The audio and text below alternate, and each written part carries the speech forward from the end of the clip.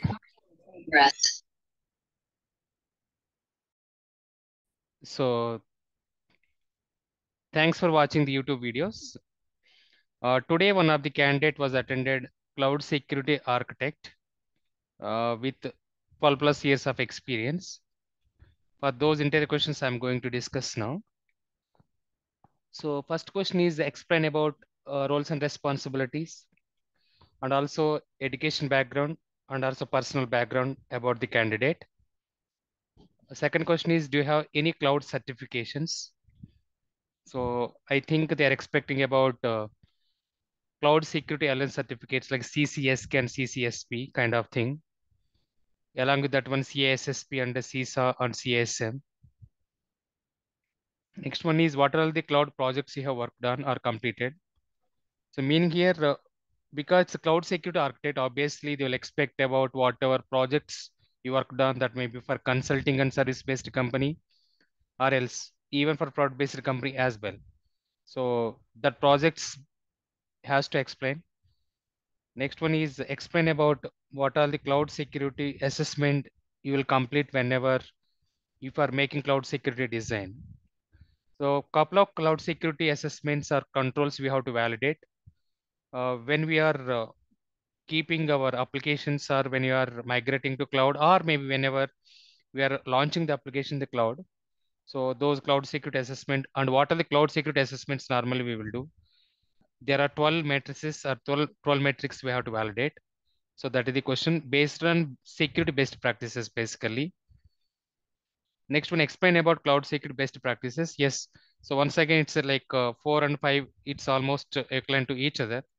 So here, when we are hosting the application in the cloud or maybe migrating the application from on-premise to cloud, what are the different types of cloud security assessment or best practices we have to follow, whether it is IAS or PAS and SAS based, that overall in-depth analysis. So that is from defined by ISACA or Cloud Security Alliance, or maybe even native service cloud service provider like Amazon or Azure and so on. It's better to provide the answer from Cloud Security Alliance. So that's the good answer. Next one is explain when the application is migrating from on-premise to the cloud, how can you design? So already applications are hosted in the on-premise deployment in the data center side. If those applications are migrating the cloud environment, how the cloud security architecture looks like, where we have to deploy what type of the devices, whenever the external or public they are trying to access, what are the cloud security design we have to do and how the architecture looks like. In the similar way, if the internal employee they are trying to access the services hosted in the cloud environment, how can you design the architecture diagram? It's combination of both. So next one is when the application is hosting the cloud, what are the security assessment you will do for the application side? So is nothing but completely we have to explain about SDLC life cycle in each and every phase. What are the different types of controls you validate? So when the applications that may be software as service or maybe platform as service or maybe IaaS as service. So or directly one of the software service applications hosting the cloud environment. So in the requirement phase, design phase, development phase, testing phase, what exactly will do? So next one is, do you have knowledge on the pen test? Because these applications are hosting in the cloud environment. In that scenario, so how can you take care of the cloud security pen test and also application security pen test once it is moving to the cloud side? Do you experience on the DevSecOps model? So here development plus security plus operation, that is called DevSecOps, DevOps plus SecOps. So nothing but they are not only expecting about design level, even they are expecting about development part of the CI/CD pipeline along with security operations using SIM tools. So that is called as DevSecOps basically. Explain about Splunk architecture, background process, how it will work, because this one is a part of the design side. So even we have to take care of the security monitoring, and that candidate should is aware of the how the security operations should be taken care. So I think that's why they are expected about a Splunk architecture and how it will work backend process part of the DevSecOps.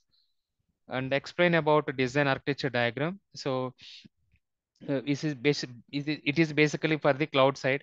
So when the applications are hosting or maybe directly, once the new cloud service provider is placing application in the cloud or maybe on-premise is moving to cloud, how the architecture look like and what is the diagram and where to deployment, what are the different type services that maybe bring your own license or maybe that is native services we have to use that diagram part. What are all the different types of compliances you worked on? Is related to GR's information security. So that may be ISO 27001, PCDSS, HIPAA, or SOX, or SOC 1, SOC 2, and so on. Explain about ISO 27000 PCDSS. I think this particular interval or whatever they are doing the business belongs to the, I think, payment card industry standard. That is the reason they expected the question from the PCDSS, and also by default everyone has to aware of the ISO 27001. Next one is, if the application host and the application host logs are not able to integrate the SIM tool, how can you analyze the logs?